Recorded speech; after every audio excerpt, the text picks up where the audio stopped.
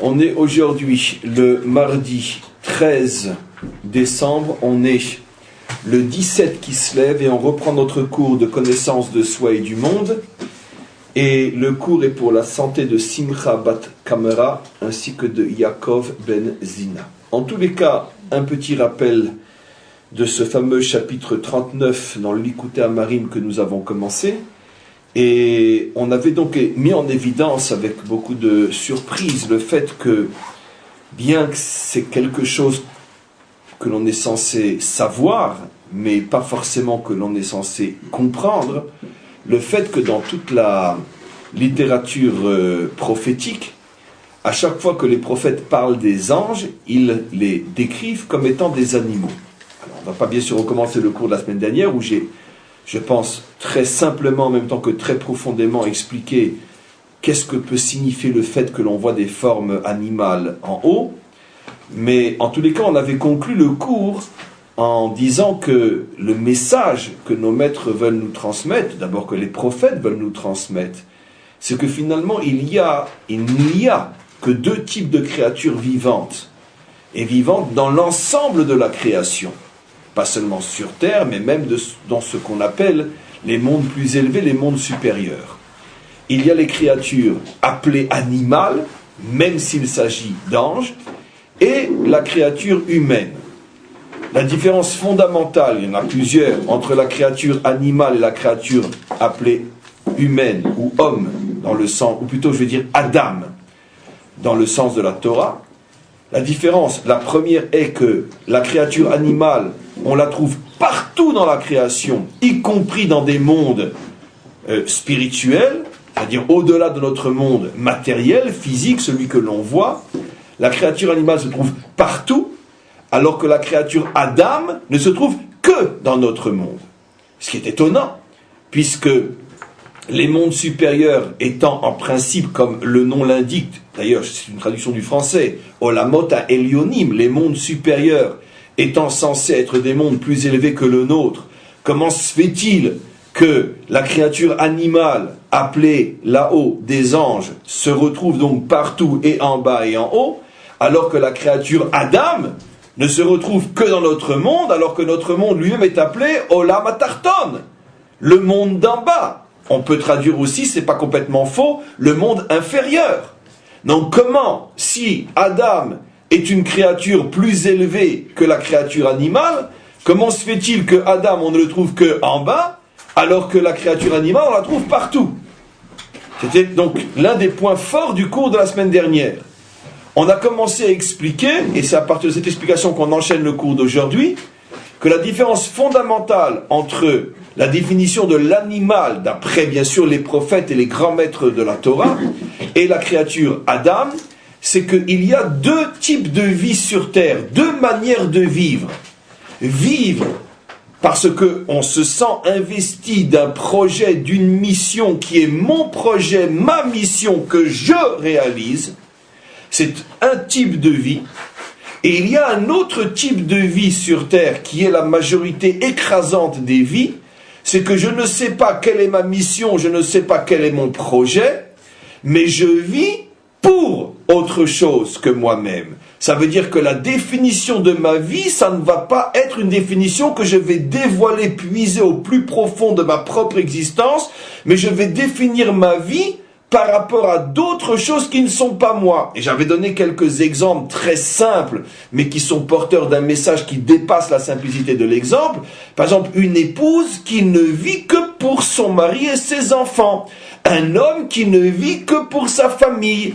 Un soldat qui vit pour sa patrie. Un homme qui vit pour sa communauté. J'ai pris exprès au départ un exemple relativement élevé, mais je peux descendre beaucoup plus bas, et là ça devient vraiment de l'animalité. Je vis pour travailler, je travaille pour manger, je mange pour avoir les forces de m'amuser, etc. Mais vous remarquerez qu'à chaque fois, finalement, quel est le point commun entre toutes ces définitions de la vie? C'est que ce qui me fait vivre est quelque chose qui vient d'une certaine manière de l'extérieur de moi.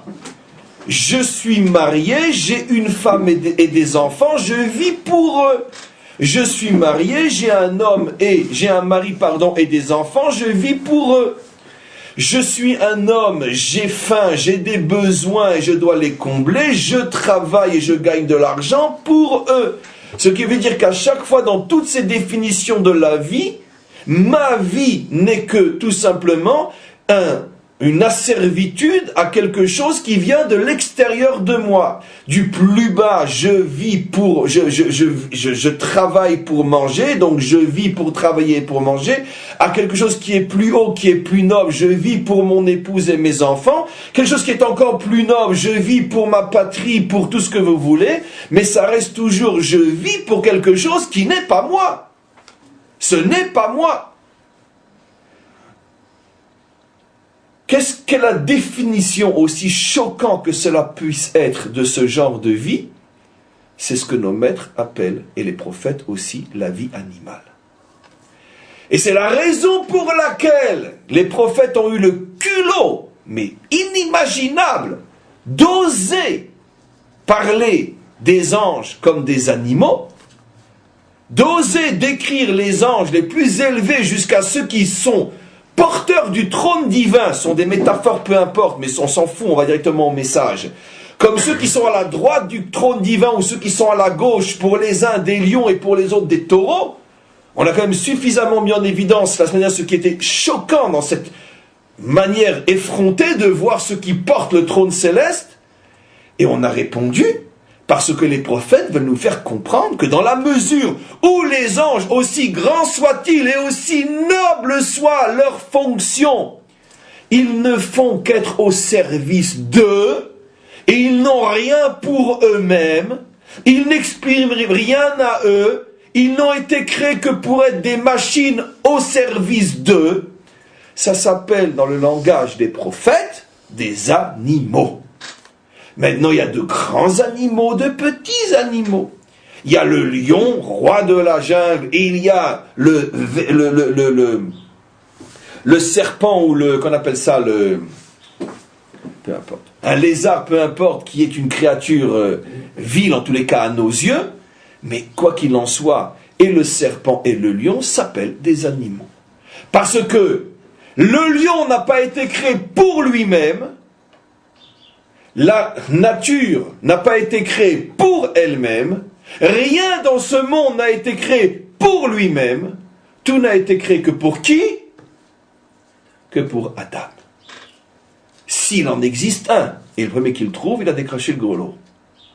Mais pour Adam, qui pour l'instant est un pur concept. Ce qui veut dire que toute la création, depuis les anges jusqu'au lézard, personne n'a été créé pour lui-même. J'explique. Dieu n'était pas intéressé par l'ange en tant que tel, et pas plus qu'il n'était intéressé par le lézard en tant que tel. Mais Dieu a été intéressé par une seule et unique créature qui est Adam. Et pour que Adam puisse exister et remplir sa mission, il a créé tout le monde et tout ce qu'il contient, depuis les mondes inférieurs jusqu'au monde supérieur. Il a tout créé pour Adam. Maintenant, comme je le dis toujours et je le répète, ce n'est pas toute créature qui ressemble à Adam qui est Adam. Puisque 99% de ceux qui dans ce monde ont un potentiel adamique ne se comportent pas comme des Adam, mais comme des animaux. Vous allez me dire, mais je ne comprends pas, si le but de ma vie c'est ma femme, mes enfants, mon mari, mes enfants, et c'est ça mon but, je suis un animal? Je te répondrai, et tu penses que ce but est plus noble que le rôle joué par les anges qui portent le trône divin, même si on ne comprend pas ce que ça veut dire? Mais pourtant c'est quand même très haut, très noble, très élevé, très extraordinaire d'être le porteur du trône divin. Et pourtant les prophètes ont vu à droite un lion et à gauche un taureau. Eh bien oui, tu es un taureau. Un taureau noble, mais tu es un taureau. Ce qui veut dire qu'il ne faut pas ici regarder la grandeur de l'action, mais l'essence de l'action. Est-ce que dans ta vie, tu exprimes quelque chose qui est toi? Pas en fonction de l'autre. Et ça, c'est une recherche qui est très rare, une découverte qui est encore plus rare, et une réalité presque introuvable. Un être qui vit réellement en étant capable d'exprimer quelque chose à lui. Mes amis, c'est à ce niveau-là que nos maîtres disent que chaque homme est unique et que et la raison pour laquelle, selon les métaphores bibliques, tout a commencé à partir de un Adam. Et pourquoi pas 2 et pourquoi pas 3? Le maître du monde ne pouvait-il pas créer 70 Adam en même temps, ou 1000 Adam en même temps, ou 100 000 Adam en même temps? Pourquoi a-t-il tenu à ce que ça commence par un seul Adam? Qu'est-ce que nous répondent nos maîtres? C'est pour te faire savoir que chaque Adam est unique au monde, et que celui qui préserve la vie de un Adam, c'est comme s'il préservait l'humanité tout entière, et celui qui porte atteinte à la vie d'un seul Adam, c'est comme s'il portait atteinte à l'humanité tout entière. Tu sauves un Adam, tu sauves toute l'humanité, tu tues un Adam, tu tues toute l'humanité. Mais je vous pose la question, à quel Adam font-ils allusion? À quel? À tout ce qui bouge? Non. Ils ne font pas allusion, nos maîtres, à ce Adam. Aussi choquant que cela puisse paraître dans ma bouche, je vous assure qu'ils ne font pas allusion à tout ce qui bouge sur terre. C'est qui celui qui est unique? Celui qui est capable d'exprimer quelque chose d'unique au monde que personne d'autre ne peut exprimer parce que lui n'a été créé que pour cette unicité-là. Le juif? Pas du tout. Ça peut être un non-juif aussi. Bien sûr que oui. Pas du tout. Ça peut ne pas être un juif. Ça peut être un non-juif. Ça peut être un juif. Ça peut ne pas être un non-juif. Pourquoi vous ciblez tout de suite quelque chose? Vous connaissez beaucoup de juifs.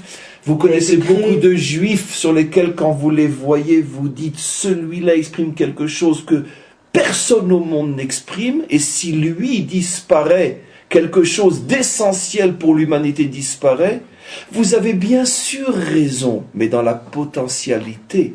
Méfions-nous de confondre le potentiel et le réel. Parce que n'oublions pas que le potentiel au français s'appelle l'enfer est pavé de bonnes intentions. Avec toute la potentialité du monde, on ne fait que paver l'enfer. Un homme n'a pas été créé pour être potentiel, il a été créé pour être réalisé. Dans la réalisation de l'être, vous en connaissez beaucoup d'êtres qui, s'ils venaient à manquer, on sentirait que le monde est amputé de quelque chose qu'il ne retrouvera plus. Allez, soyons très très très durs. Et je vais vous poser une question. Vous vous rappelez du nom de votre arrière-grand-père, de sa vie, de ce qu'il a réalisé, de ce qu'il a fait? Oui, alors commencez pas. Commencez pas. Commencez pas. Sinon, je vais vous poser votre arrière-arrière-arrière-grand-père, qui c'est pas si vieux que ça. Très bien. Très bien. Dites-moi, le monde, il en souffre de l'absence de votre arrière-arrière-arrière-grand-père? Non. Vous imaginez un monde sans Abraham, Yitzhak et Yaakov? Vous imaginez un monde sans Moshe? Un monde sans Rashi? Un monde sans le Baal Shem Tov, pour rester rien que chez nous? C'est quand même étrange. Et je n'arrête pas de le dire en ce moment, je ne sais pas pourquoi, je reviens toujours à cette notion-là. Le monde ne se souvient pas de mon arrière-grand-père, mais il se souvient du Baal Shem Tov. Et pire encore, il se souvient d'Avraham Avinu. Quel culot! Avraham Avinu a vécu, excusez-moi, il y a 4000 ans, et le monde entier s'en souvient, même en Chine, et mon arrière-grand-père, personne s'en souvient. Pourtant, il a vécu il n'y a pas si longtemps que ça, mon arrière-grand-père. En plus, c'est mon arrière-grand-père. La réponse est très simple, avec tout le respect que je dois à mon arrière-grand-père. C'est que mon arrière-grand-père n'a jamais rien dévoilé dans ce monde à ce point indispensable que le monde s'en souviendra toujours parce que le monde ne peut pas vivre sans ce qu'il a dévoilé. Mais Avraham Avinu a dévoilé quelque chose de tellement immense que jusqu'à aujourd'hui, le monde sait que sans ce dévoilement, le monde d'aujourd'hui n'existerait pas. Ce n'est donc pas donné à tout le monde d'être un Adam. Nous sommes tous des animaux. Et pour la première fois, vous entendrez qu'un rabbin donne raison à Darwin. C'est vrai. Nous sommes tous des animaux. Mais la différence, c'est que ça n'a rien à voir avec ce que ce triple crétin a dit. Et encore, pourquoi j'insulte les crétins? Donc, c'est sûr que ça n'a rien à voir avec ce que lui a dit. Mais c'est vrai que une vie d'Adam, c'est pas donné à tout le monde. C'est pas donné à tout le monde.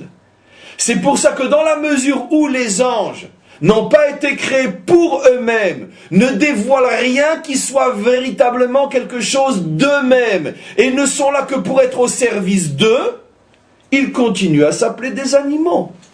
Mais le problème, c'est que moi, je voudrais devenir un Adam. Alors maintenant, vous pouvez poser la question avant qu'on continue le texte. Bon, bah alors dans ce cas-là, c'est fichu. Si mon arrière-grand-père, le monde ne s'en souvient pas, moi, de toute façon, je veux dire, ce que j'ai fait moi, il y a un an, je m'en souviens moi même plus. D'accord? Alors, c'est plus la peine de rester au cours. Non. Parce qu'il y a d'abord, nos maîtres dans le Talmud disent exactement le contraire. Écoutez ce chidouche incroyable. Ils disent, Chayav Adam Lomar, Matai Yagiu Maasai, les Maasé Avotai, Avraham, Yitzhak et Yaakov. Vous imaginez ce qu'ils sont en train de dire? Un homme a le devoir de dire, c'est pas une recommandation, c'est pas un pieux vœu, c'est pas un souhait. Chayav Adam Lomar, chacun d'entre nous, Adam, la potentialité, comme vous le disiez, a le devoir de dire, Matai Yagiu Maasai, quand mes actions arriveront-elles, les Maasé Avotai, aux actions de mes pères, de mon grand-père? Non. Avraham, Yitzhak et Yaakov. Nos maîtres affirment dans le Talmud, il y a 2000 ans, mais déjà 2000 ans après Avraham, Yitzhak et Yaakov, que chaque homme, dans chaque génération, pour l'éternité, avait le devoir de s'obliger à faire ressembler ses actions à celles d'Avraham, Yitzhak et Yaakov. Mais comment c'est possible? Mais j'y arriverai jamais. Si, les actions. Et on va continuer, regardez le texte. On était arrivé à la 3e ligne, à la fin de la 3e ligne, ça je ne l'avais pas lu, j'avais dit on commencerait le cours à partir de cet endroit-là. Qu'est-ce qui fait donc la mystérieuse différence entre les animaux qui sont même les anges et moi, petit homme de chair et de terre qui vit dans ce monde inférieur? Les filles, parce que chez Einam, toutes les créatures appelées animales, y compris les anges, ne sont pas Baalé Bechira. Ne sont pas, je traduis mot à mot, les maîtres du choix. Baalé Bechira. Vous savez pourquoi j'ai traduit ici volontairement selon les mots écrits et non selon la traduction usuelle? Comment on traduit généralement Baalé Bechira? Si quelqu'un l'avait traduit très vite, il aurait dit parce que les animaux, y compris les anges, sont ceux qui n'ont pas le libre arbitre. C'est d'ailleurs ce que le texte veut dire. Déjà, c'est déjà une merveille.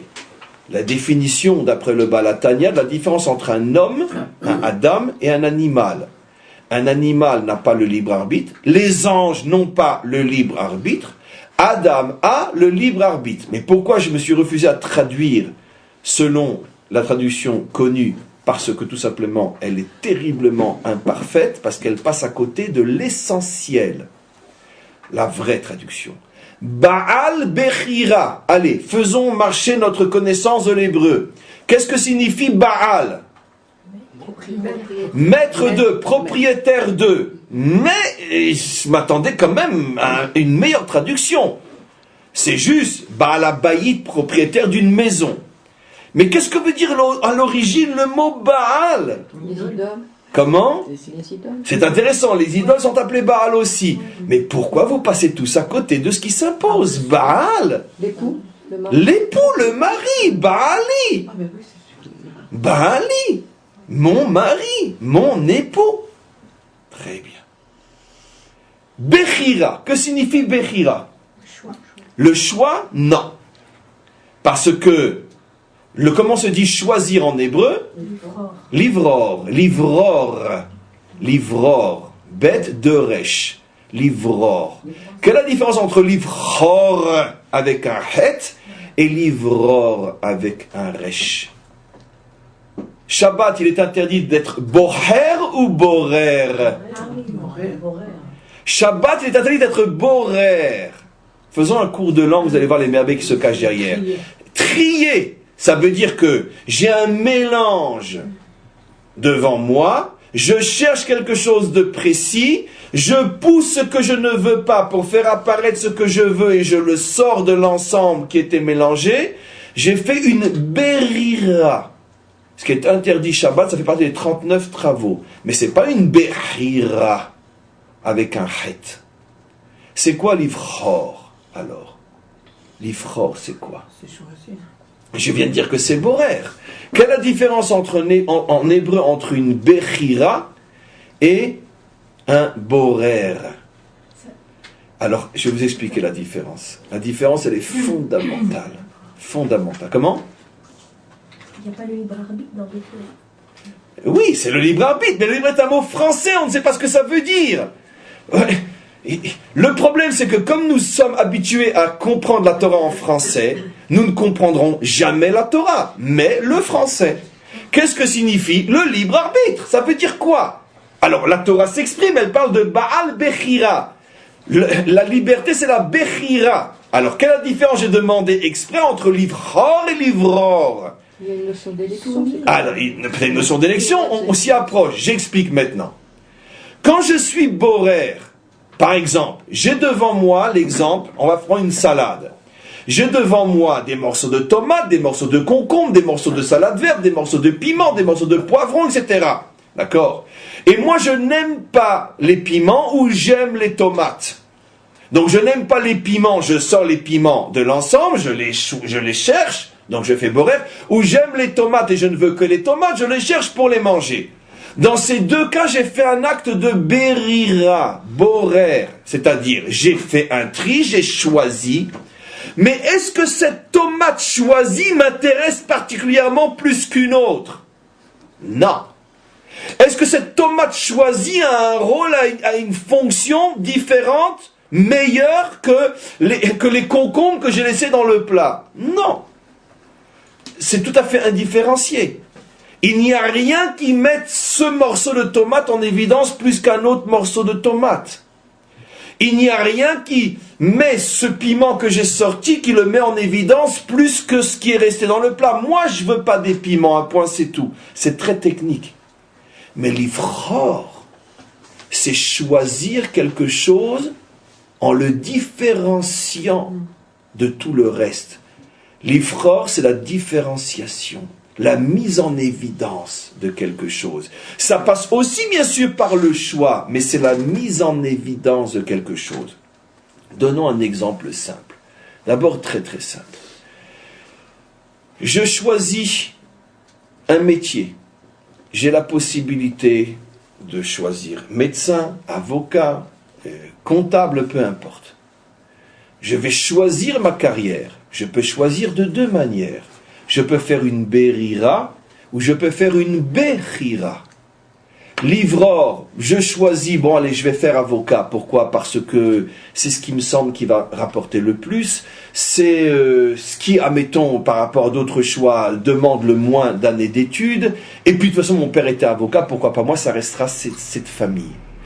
Quand je vais pratiquer le métier d'avocat, est-ce que je vais mettre en évidence quelque chose d'extraordinaire dans la pratique? Non, parce que les choix qui m'ont amené à choisir, les critères qui m'ont amené à choisir sont très très techniques. D'accord.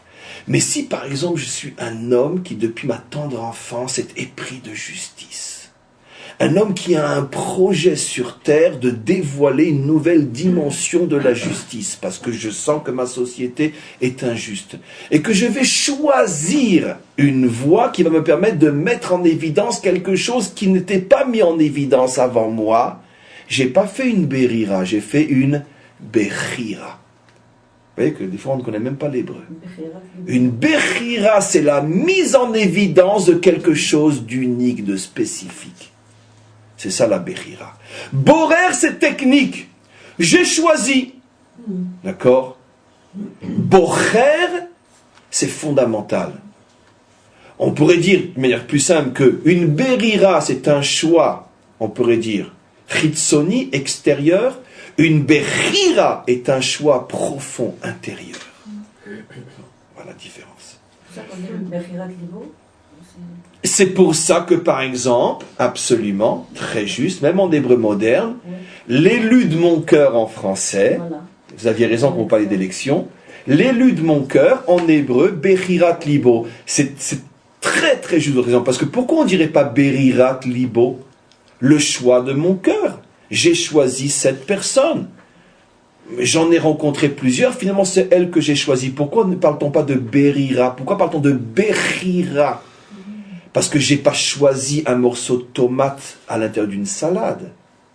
J'ai choisi celle qui va me construire. Donc qui va mettre en évidence l'unique. Et avec une autre, ça n'aurait pas été mis en évidence. Donc c'est une Bechira et non une Berira. Alors on commence à s'approcher du texte. L'homme, Adam, s'appelle Baal Bechira. Donc on a déjà compris que Bechira signifie qu'il est donné à l'homme et uniquement à l'homme la possibilité de faire une Bechira. Ça veut dire de choisir, dans le sens profond du terme, ce qui va lui permettre de mettre en évidence quelque chose d'unique. Et pas simplement techniquement, prends les tomates à droite et les concombres à gauche. Très bien. Et pourquoi le mot Baal? Pourquoi le mot Baal? Qu'est-ce que le mot Baal vient indiquer? Baal veut dire époux, Baal veut dire propriétaire. Mais restons sur le mot époux. Qu'est-ce que signifie le mot Baal? Engagement. Avant que vous répondiez, je vais vous rapporter un autre texte qui utilise la même forme aussi, et qui est fondamental parce qu'il va nous servir à comprendre. Vous savez qu'on le dit tous en français, d'accord? Nos maîtres disent dans le Talmud que celui qui fait teshuva, il est plus grand que celui qui n'a jamais fauté. Ah ouais? D'où tu le tiens ça? Celui qui fait teshuva, qui a fauté et qui a fait teshuva, est plus grand que celui qui n'a jamais fauté? Où c'est que tu as lu une telle idiotie? Ah, dans le Talmud, monsieur, hein, il ne dit pas des idioties, le Talmud quand même. Hein. Quel Talmud? Ben là, c'est marqué que Rav Huna dit que Baal Tshuva, Bemakom chez Baal Tshuva Omed, Gam Tzadik Gamour Eno Yachol Amodbo. À l'endroit où le Baal Teshuva se tient, même le juste parfait ne peut pas se tenir, tellement le Baal Tshuva est plus élevé. Je regrette, je ne vois rien dans ce texte. Celui qui a fait Tshuva et plus grand que celui qui n'a jamais fauté, ce n'est pas marqué dans le texte. Le texte parle de qui? Baal Teshuva. Tu sais ce que c'est un Baal Teshuva? Baal Teshuva, c'est pas celui qui a fauté et qui arrête de fauter et qui ne faute plus. Comment celui-là s'appelle même en hébreu? Choser Betshuva. Vous voyez comment le français nous détruit la tête? J'ai consacré tout un cours ce matin sur un maître qui avait prié 100 jours, 100 jeûnes, il a prié pendant 100 jours, pour oublier le Talmud de Babylonie quand il est arrivé en Eretz Israël, pour recevoir la nouvelle Torah, la Torah d'Eretz Israël. Des fois, je dis qu'on devrait tous prier 100 jours pour oublier le français et ne comprendre la Torah qu'en hébreu. Tellement le français nous esquinte. Non. Celui qui a fauté et qui revient ne s'appelle pas un Baal Tshuva, s'appelle un Choser Betshuva. C'est quoi Baal Tshuva? Le mari de la Teshuva. Ah, c'est déjà autre chose. Déjà autre chose. Parce que si on parle de Baal, bien sûr, ça veut dire que je suis marié avec la Teshuva. Je suis marié avec la Bechira. Baal Bechira, je suis marié avec. Ça veut dire que l'homme et la Bechira, ou l'homme avec la Teshuva, vivent comme un époux. Un époux, comme un couple. Comme un couple. Mais si c'est comme un couple, alors ça m'ouvre des horizons absolument incroyables. Vous avez déjà entendu que les anges se marient, vous? Non. Tiens. Vous avez déjà entendu que les animaux se marient? Non. Pourtant, et les uns et les autres font des enfants. Les anges font des enfants. Bon, on ne sait pas ce que ça veut dire, mais les anges peuvent s'unir et engendrer. Les animaux, c'est évident. Mais vous pouvez parler de mariage d'animaux? Non. Vous pouvez parler de mariage d'anges? Non. Je vous assure que non. D'accouplement d'anges, un point c'est tout. Les seuls qui se marient, c'est les humains. Et quelle est la différence entre l'accouplage et le mariage? Vous l'avez dit. C'est l'engagement jusqu'au bout. On est engagé. Ça veut dire que c'est pas simplement fonctionnel, c'est pas technique, on est engagé. Et on construit avec. Baal Bechira signifie que je m'engage véritablement dans le choix que j'ai fait, parce que je sais que le choix que j'ai fait va dévoiler quelque chose d'unique. Donc si je ne le pense pas, je n'y vais pas. Pourquoi je ne vais pas? J'en ai parlé dans un autre cours hier matin aussi. Pourquoi je ne vais pas stam avec cette femme parce qu'elle me plaît? Parce que j'ai pas envie de m'engager avec elle. Mais va stam avec elle quand même. Mais non, mais moi je ne vais qu'avec ceux et avec celui avec qui je m'engage jusqu'au bout. Pourquoi tu ne fais pas telle ou telle chose? Mais parce que j'ai pas envie de m'engager dans telle ou telle chose. Le Baal Bechira est celui qui ne vit que avec des engagements. Ce qu'il fait, il y va jusqu'au bout. Et pourquoi il y va jusqu'au bout? Parce qu'il sait que ce choix qu'il va faire va mettre en évidence ce pourquoi il a été créé. Maintenant, pourquoi les anges ne s'engagent pas? Parce qu'on ne leur demande rien de montrer. Ils n'ont pas été créés pour montrer quelque chose de spécial à eux. Ils sont des machines qui fonctionnent pour. Mais eux ne sont pas le but, ils ne sont que le moyen. Ils n'ont rien à montrer d'eux-mêmes, ils n'ont qu'à fonctionner. Et donc automatiquement, ils ne se marient pas, ils ne s'engagent pas. Pourquoi le lion et la lionne ne s'épousent pas? Pourquoi ils ne se marient pas? Pourquoi le lion est aujourd'hui avec 7 lionnes et demain avec une autre lionne, ou en même temps avec 10 autres lionnes? Pourquoi? Mais parce qu'il n'a rien à dévoiler, le lion. C'est une machine qui fonctionne à protéger la jungle. Et Nekuda, il n'existe que pour ça, que pour maintenir un équilibre animal dans la jungle. Comme chaque animal est là pour jouer un rôle, peu importe. Donc il ne s'engage avec personne. Et pourquoi il ne s'engage avec personne et avec rien? Parce qu'il n'a rien à l'intérieur de lui-même pour lui-même. L'engagement, la fidélité, aller jusqu'au bout, ça ne se trouve que chez des êtres qui ont une richesse intérieure inimaginable. Plus quelqu'un a une richesse intérieure inimaginable, et plus dans sa relation avec le monde qui l'entoure, il s'engage jusqu'au bout. Moins un homme a de richesse intérieure, plus il est vide, et plus il s'amuse avec le monde, et moins il s'engage dans rien. Donnons un exemple simple. On ne vise personne, ok? Mais ce cours a la vocation d'être un cours qui essaye de nous faire bouger un petit peu. Je parle le cours de connaissance de soi et du monde. Ne me dites pas moi comme tout à l'heure. Lequel d'entre nous autour de cette table est engagé dans sa communauté, dans sa ville, dans son quartier, est engagé dans quelque chose qui fait bouger les choses? Lequel? Lequel d'entre nous est engagé dans son pays, est engagé dans une mission X, Y? Lequel d'entre nous est engagé dans un projet qu'il mène jusqu'au bout? Dit d'une autre manière, lequel d'entre nous fait autre chose que se regarder le nombril du matin jusqu'au soir? Mon petit mari, mes petits enfants, ma petite maison. C'est ça le nombril. Le nombril se déplace. Le nombril est sur la tête de son mari, sur la tête de ses enfants ou sur la tête de son épouse. C'est ça le nombril. D'accord? C'est bon qu'on a un gros ventre. Donc le nombril, on le voit partout. Lequel d'entre nous s'engage véritablement sur terre? Lequel? Il y en a quand même des... Mais bien sûr, il y en a, mais j'ai pas besoin de la réponse. Laissez la question. Un Baal Bechira est celui qui est le mari des choix qui construisent. C'est ça un Baal Bechira. Nos maîtres nous apprennent que cette créature, il n'y en a qu'une et uniquement une. Si elle existe, elle peut être que sur terre, elle ne peut pas être en haut. Les anges ne sont pas des Baal Bechira. Pourquoi? Donnons un exemple simple.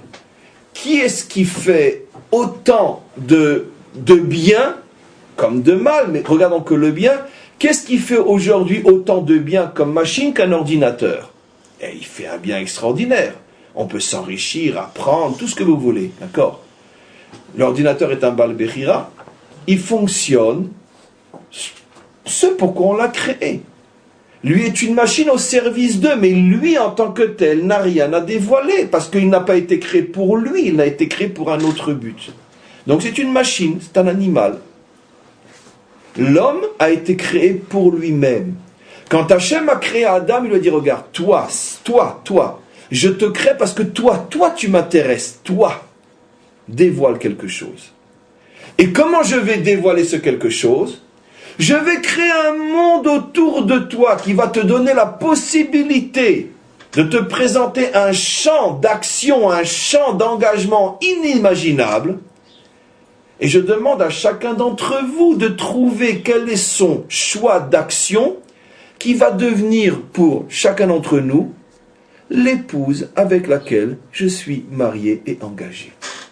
Vous comprenez ce que je dis? Oui. À chaque fois qu'un homme trouve sa mission sur terre, homme c'est bien sûr une femme aussi, la mission, le champ d'action, le terrain, la vocation devient mon épouse et je suis le mari de cette épouse. Maintenant, vous comprenez à quoi ressemble par exemple celui qui choisit un métier parce que c'est facile à pratiquer et ça rapporte bien. Traduisez ça maintenant dans le langage du mariage, d'accord? Je me suis marié avec toi parce que tes parents sont riches. Je me suis marié avec toi parce que tu es riche. Je me suis marié avec toi parce que tu es belle. Je me suis marié avec toi parce que tu es blonde. J'exagère bien sûr. Ou parce que tu es tunisienne comme moi. Ou parce que tu fais le couscous comme ma mère. Ça veut dire qu'à chaque fois que le choix repose sur une banalité, c'est pas une bechira, c'est une berira.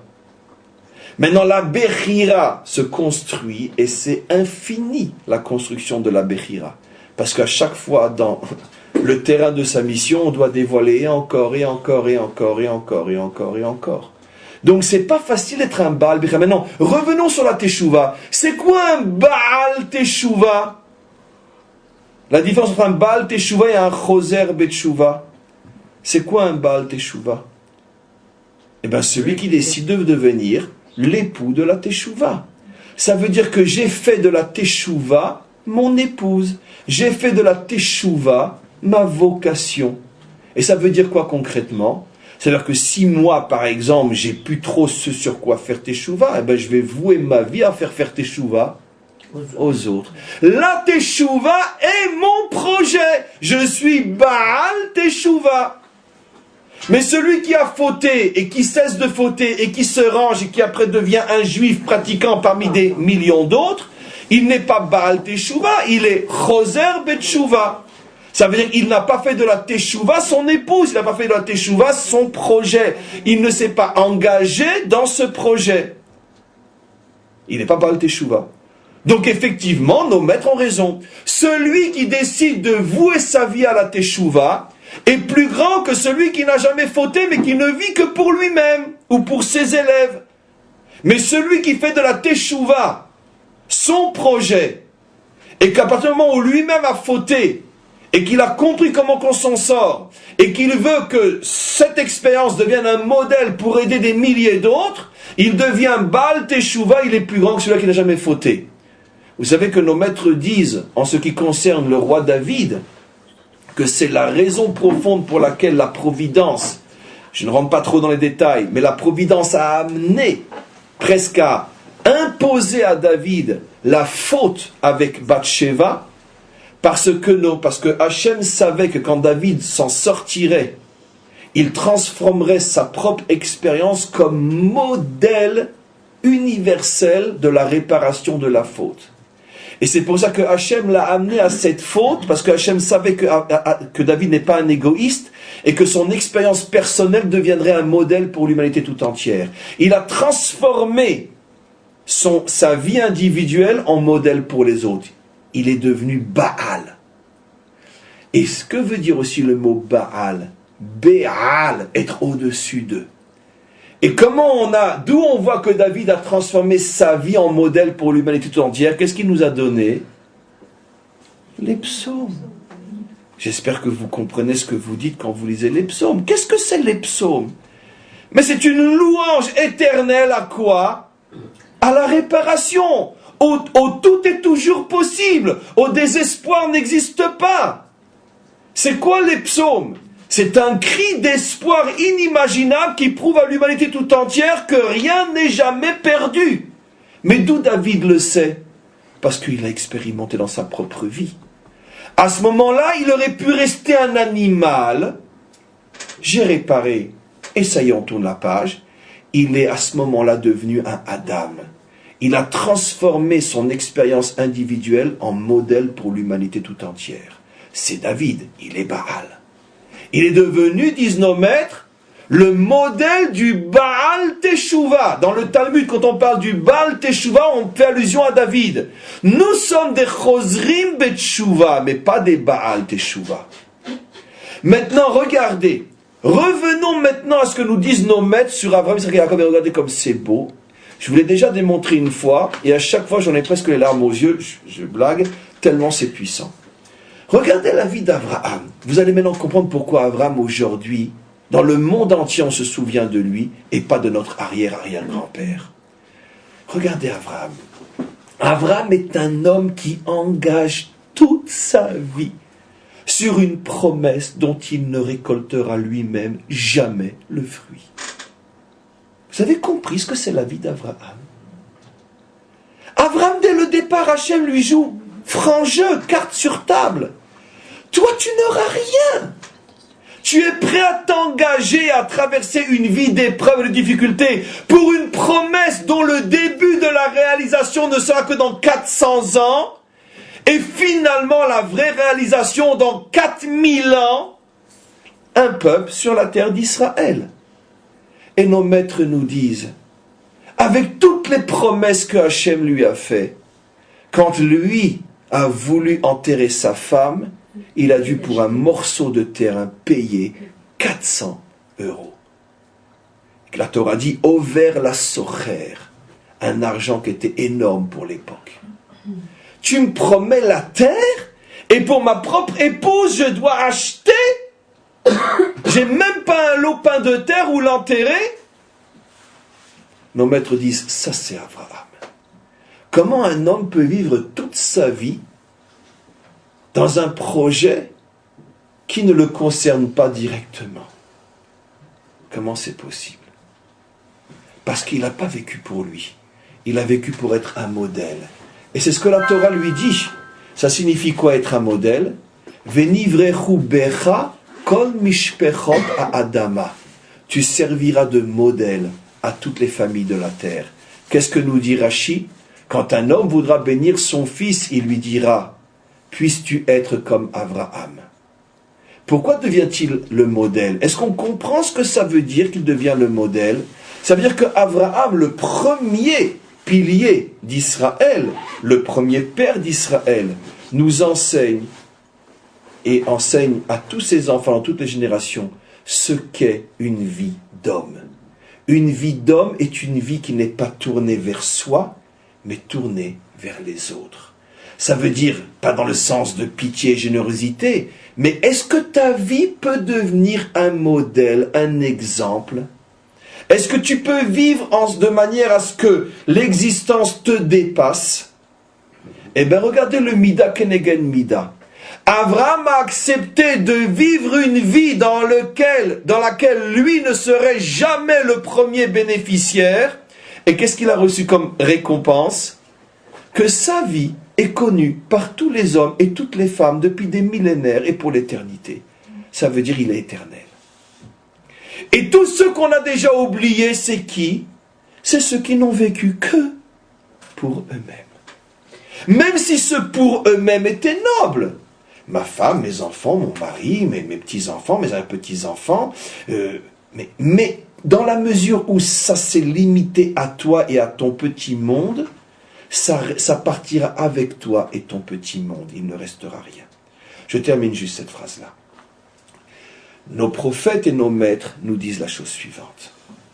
Toutes les créatures ont été créées selon le principe animal.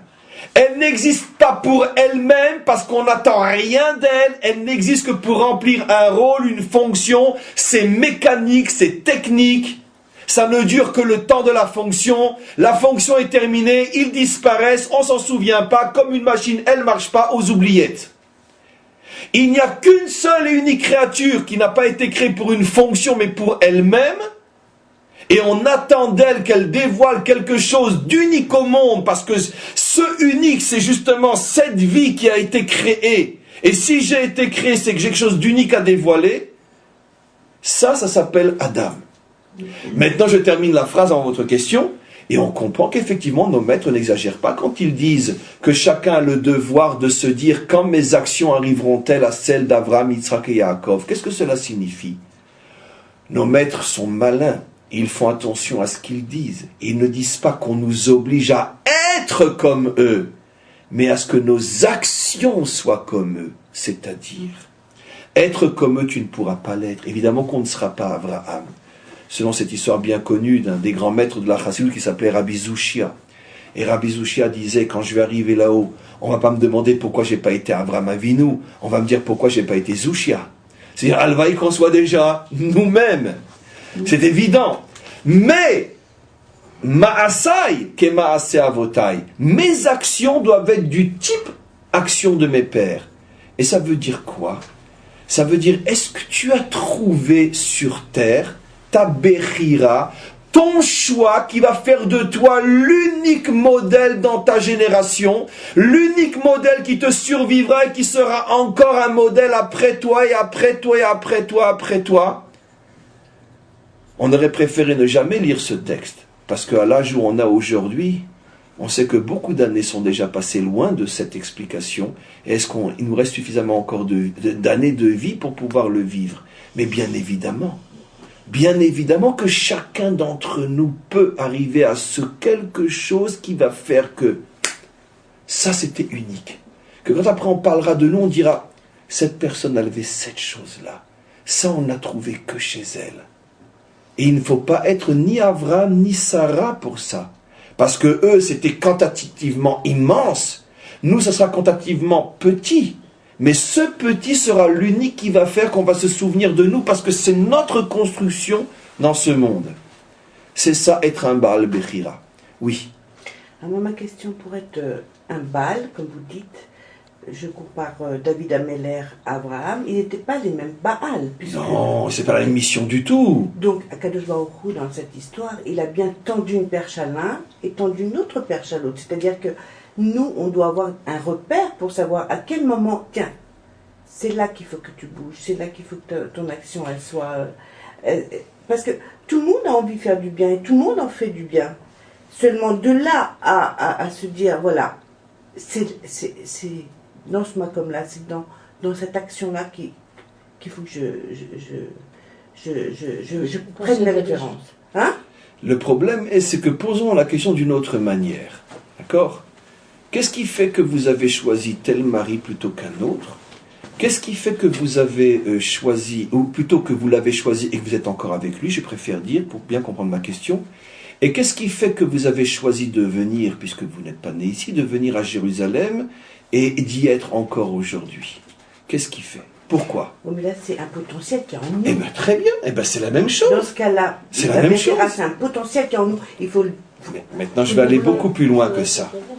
Pour ça que j'ai dit, et que vous êtes encore, et pour l'éternité avec lui. C'est parce qu'à partir du moment où vous avez fait ce choix, et comme tous les choix, il s'accompagne d'énormes difficultés avec, d'accord? Vous avez dit non, je me suis engagé, et je vais jusqu'au bout. Et au fur et à mesure que vous tenez bon dans l'engagement, vous vous rendez compte que c'est le meilleur choix que vous avez fait dans votre vie. Même si pour ça, il faut tenir bon. C'est pareil pour le couple, c'est pareil pour la terre, c'est pareil pour des milliers d'autres choses. Le problème, c'est que la grande majorité d'entre nous, nous nous arrêtons à ce qu'on pourrait dire les choix basiques, qui finalement ne mettent pas en évidence ma spécificité. Parce que le choix du mari pour toujours ou de l'épouse pour toujours, je ne suis pas le seul à l'avoir fait. Le choix de la terre pour toujours, je ne suis pas le seul à l'avoir fait. Le choix de quantité d'autres choix. Où est mon choix qui est mon choix à moi et que personne d'autre n'a encore fait parce que personne ne peut le choisir comme moi et s'engager comme moi parce que je suis unique. Alors, de la même manière que dans notre vie, on voit qu'il y a des tas de choses plus faciles, c'est vrai, où c'était pas du tout évident de choisir cet homme plus qu'un autre, cette ville plus qu'un autre, cette situation plus qu'une autre. Mais on l'a fait et on s'engage jusqu'au bout. Exactement de la même manière, on doit savoir qu'on ne s'est pas encore acquitté véritablement à partir du moment où on s'est engagé dans tout ce qui est le tronc commun des engagements qui ressemblent à ce que tout le monde fait, mais on doit chercher sa spécificité. Et si on la cherche, on la trouve, c'est barour.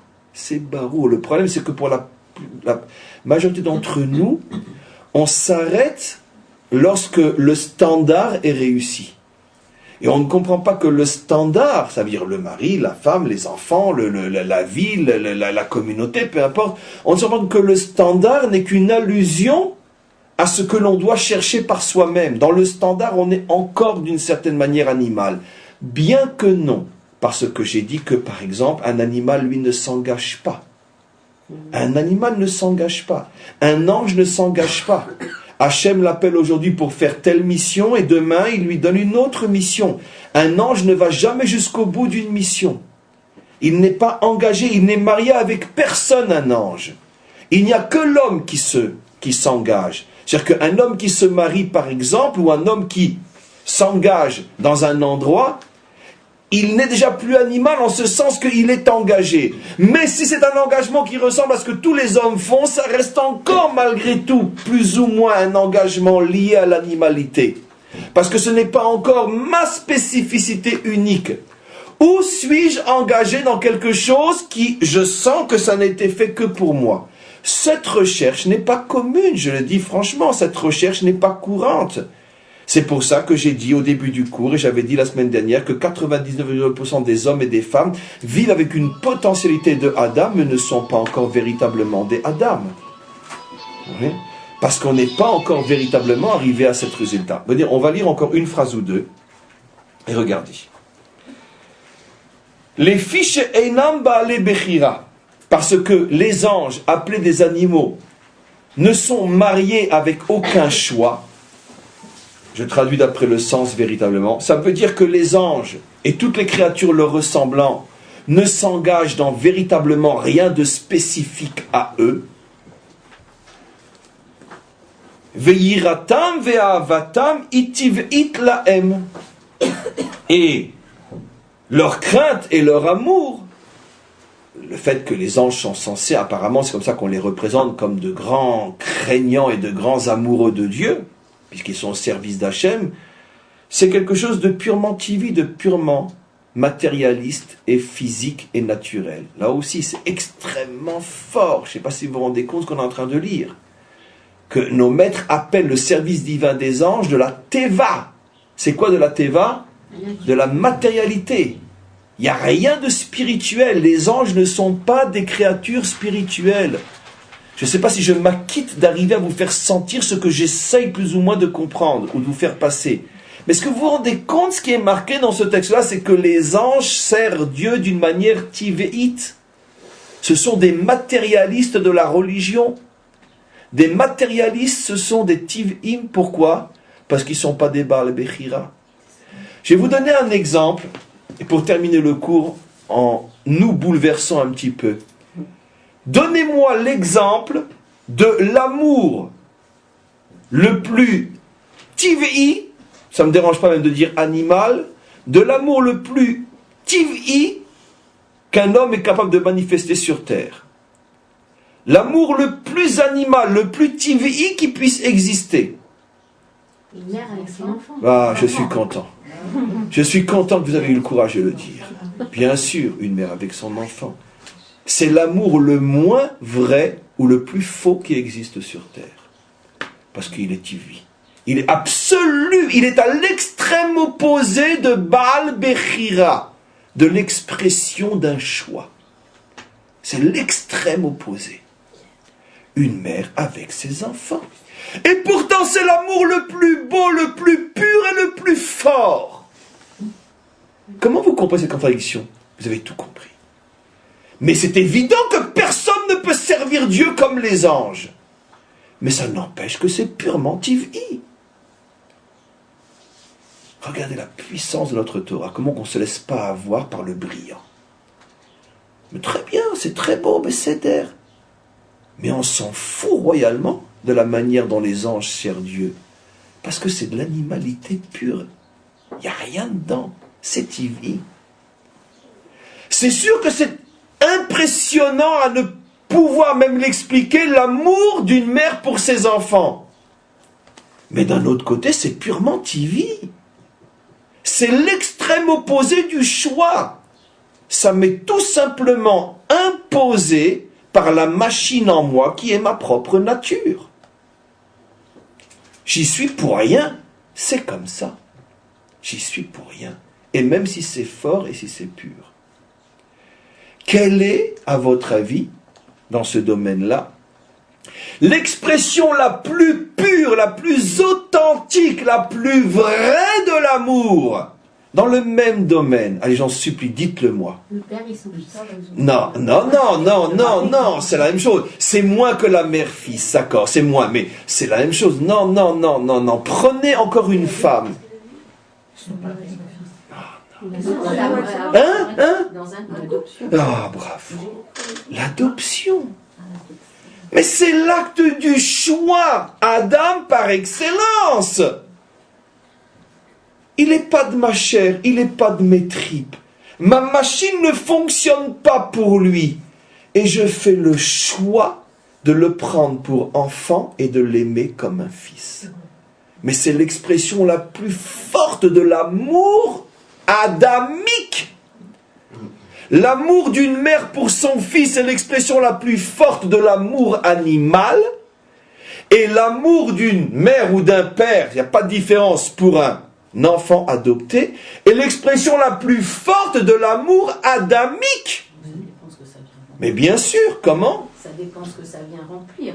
Les gens qui ont le désir d'adoption, ça dépend ce que ça vient remplir. Il y a des gens qui... déjà... Peu importe. Votre remarque est juste, mais peu importe. Parce que quoi qu'il en soit, ça ne pourra jamais être comme une mère et un fils. Où là, celui qui produit l'amour, c'est la machine qui s'appelle la teva, la nature. Bien sûr. Bien sûr. Vous savez sur qui on dit ça?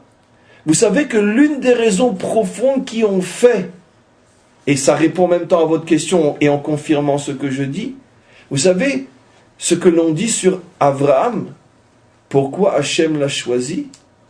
L'une des raisons profondes, c'est parce qu'il a recueilli dans sa maison 2 petits orphelins, Sarah et Lot, qui étaient les enfants de Haran. Il les a recueillis chez lui. Il les a élevés et grandis au point après d'épouser même Sarah qui était sa nièce et de faire jusqu'à la séparation, parce que Lot ne le voulait pas, de faire de Lot son fils adoptif. Et pourtant, il n'avait pas d'enfants. Et pourtant, c'était les enfants de son frère. Et pourtant, il avait toutes les raisons qui font que. Mais n'empêche que, à partir du moment où il leur a donné ce que la machine animale dans l'homme ne peut produire, il a été élevé au niveau d'être choisi par Hachem. Hachem lui a dit, toi, si tu es capable de faire ça, alors tu m'intéresses. Parce que moi, je fais aussi la même chose pour mon monde. Tu me ressembles. Franchement, vous pensez que dans la machine du divin, ces tripes le font s'intéresser à nous? Ça serait culotté de notre part de penser que le bon Dieu, il nous aime comme une mère aime son fils. Ça veut dire que c'est TV. Ça ne veut pas être TV. Il est infini, il est Dieu, nous sommes des humains, nous sommes. Mais comment que ça fonctionne entre lui et nous? Comment ça fonctionne? Il a choisi de nous aimer. Il a fait le choix de s'engager dans cet amour. Mais ce n'est pas du tout naturel. Il n'y a rien de moins naturel que l'amour entre Dieu et l'homme. À moins qu'on continue à se foutre de nous-mêmes et à ne pas vouloir comprendre ce qu'est Dieu et ce qu'est l'homme. Mais si on a un minimum de respect, d'honnêteté, de bon sens et qu'on comprend un petit peu ce qu'il est et surtout beaucoup ce qu'on est, on ne peut arriver qu'à la conclusion que s'il a choisi de s'attacher à nous, c'est l'expression la plus totale, la plus absolue d'un acte de choix en toute liberté. Parce que rien de naturel le poussait à ça, à nous créer, à s'attacher à nous supporter et à nous amener finalement jusqu'à notre bonheur à partir de la délivrance et plus encore. Le projet qu'Hachem s'est fixé est l'expression même d'une Bechira. Le premier à avoir été Bocher est le maître du monde lui-même. J'explique. Écoutez-moi bien. La Bechira est l'expression d'un engagement total et irréversible dans quelque chose qui n'est absolument pas naturel, logique, évident. Parce que si c'est naturel, logique, évident, je suis encore dans le monde de l'animalité. Juste un instant. C'est ce qui pousse le Tanya à oser dire que ne te laisse pas impressionner par le service divin des anges, et Dieu sait qu'il est impressionnant, mais c'est de la teva tout ça. Ça vole pas plus haut qu'une mère avec son fils. C'est impressionnant ce qu'une mère est capable de faire pour son fils. Mais c'est de la teva. C'est la machine qui fonctionne tout simplement bien. Un point, c'est tout. C'est le contraire qui serait étonnant. Mais Dieu créateur, Dieu qui fait une alliance avec un peuple, ça, c'est de la Bechira. Parce que qui on est, nous, pour qu'il s'intéresse à nous? Et en plus, qui on est, nous, pour après tout ce qu'on lui a fait, après qu'il se soit attaché à nous, il continue à s'attacher à nous. Il nous donne la Torah, 40 jours après, on lui apporte un petit veau d'or. Et jusqu'à aujourd'hui, on est là à Jérusalem pour parler de sa Torah, il ne nous a pas lâchés. Ça veut dire que lui, il sait s'engager dans des choix irréversibles et libres. Mes amis, si je vous posais la question après ce cours, donnez-moi une définition simple qui fait que Dieu est Dieu.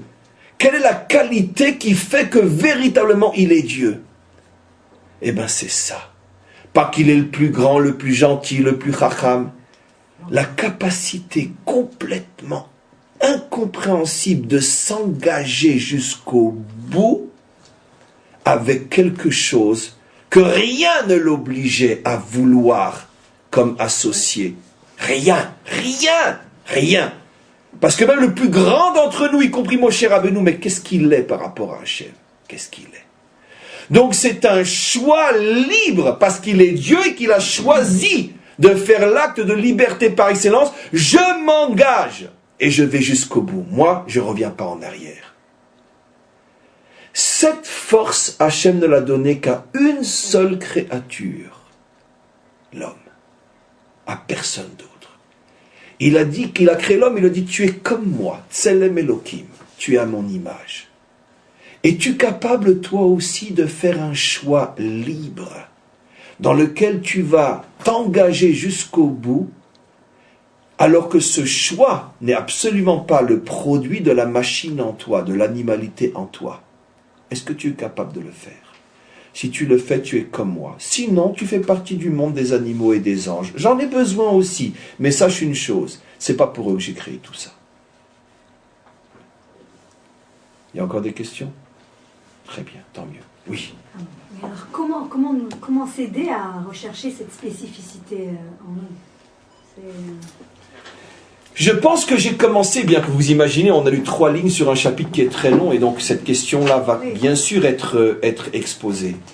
Mais je pense que j'ai commencé à donner une direction en commençant déjà à nous faire prendre conscience que la réussite sur le plan moral et spirituel ne se situe pas au niveau de ce qui est forcément fort, mais au niveau de ce qui n'est pas naturel. C'est pour ça que j'ai donné l'exemple de la mère et de l'enfant. C'est très fort, et c'est d'ailleurs inégalable. C'est inégalable. Il n'y a aucun amour qui peut atteindre le niveau de la mère et de l'enfant. Mais d'un autre côté, il n'y a rien de plus animal que cet amour.